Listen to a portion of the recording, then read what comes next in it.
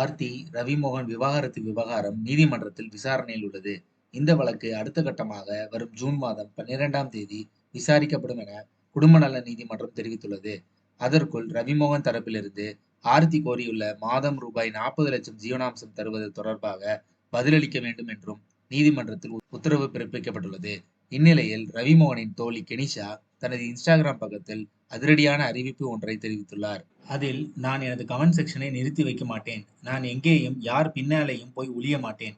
என்னை கேள்வி கேட்பவர்கள் என் முகத்திற்கு நேராக கேள்வி கேளுங்கள். நான் அதை மகிழ்ச்சியாக ஏற்றுக்கொள்வேன்.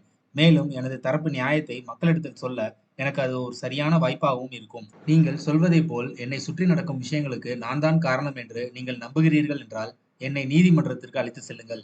நான் நீதிமன்றத்துக்கு வர தயாராக இருக்கிறேன். ஊடகங்களில் என்னை பற்றி தரக்குறைவாக செய்திகளை பரப்புவதை தவிருங்கள்.